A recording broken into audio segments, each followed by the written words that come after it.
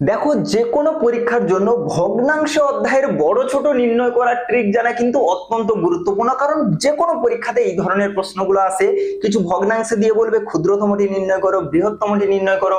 আমরা যে সাধারণ পদ্ধতি জেনে থাকি ওই পদ্ধতি করলে আমাদের অনেকটা সময় পরীক্ষাতে নষ্ট হয়ে যাবে। তাহলে ট্রিকটা সুন্দর করে প্রত্যেকে শিখে নাও। দেখো এখানে কি বলা রয়েছে, 15/16, তারপরে বলা রয়েছে 8/3, এরপরে বলা রয়েছে 11/12 এবং বলা রয়েছে 7/8। এটার মধ্যে কি বের করতে বলেছে, দেখো স্মলেস্ট ক্ষুদ্রতম বের করতে বলেছে। দেখো আমি প্রথমে বাদ দিয়ে দিলাম 8/3 কে। কেন না, আমরা প্রত্যেকেই জানি 8/3 এটা একটা ইমপ্রপার ফ্র্যাকশন, অপ্রকৃত ভগ্নাংশ, কারণ এর লব বড়। তাহলে লব বড় হলে সেটাকে আমরা অপ্রকৃত ভগ্নাংশ বলি। আর অপ্রকৃত ভগ্নাংশের মান সর্বদা প্রকৃত ভগ্নাংশের থেকে বড় আসে, একের চেয়ে বড় হয়। তাহলে আমাদের তো ছোটটা বের করতে বলেছে, তাহলে 8/3 তো কোনোদিন উত্তর হবে না, কারণ ওটা অপ্রকৃত ভগ্নাংশ।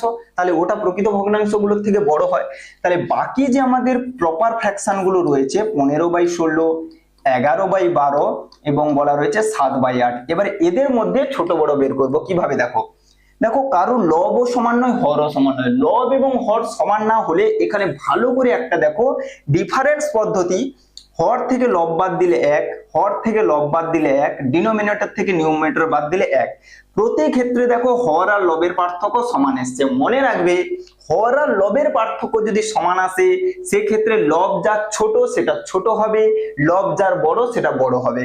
তাহলে কত সুন্দর করে আমাদের উত্তর চলে এলো, 7/8 আমাদের সঠিক উত্তর হয়ে যাবে, যেটা কিনা অপশন ডি তে রয়েছে। তাহলে প্রথমেই 8/3 অপ্রকৃত ভগ্নাংশকে বাদ দিয়ে দিলাম। যেগুলো প্রকৃত ভগ্নাংশ রয়েছে সেই প্রকৃত ভগ্নাংশের দেখলাম হর লবের পার্থক্য সমান। তাহলে হর আর লবের পার্থক্য সমান হলে লব যার ছোট সেটা বড় হয়ে যায়, সেটা ছোট হয়ে যায়। প্রত্যেকে জানিয়ে যাবে কমেন্টে কেমন লাগলো। সেই সঙ্গে পরবর্তী ক্লাসের প্রশ্নের উত্তর তোমরা জানিয়ে যাবে। 4টা ভগ্নাংশ রয়েছে এবং সেই 4টা ভগ্নাংশের ভাগ রয়েছে। প্রত্যেকে কমেন্টের সঠিক উত্তর জানিয়ে যাবে। এই প্রশ্নের সমাধান নিয়ে তোমাদের সঙ্গে আগামী ক্লাসে দেখা হচ্ছে। চলো প্রত্যেকে জানিয়ে যাও এটার উত্তর।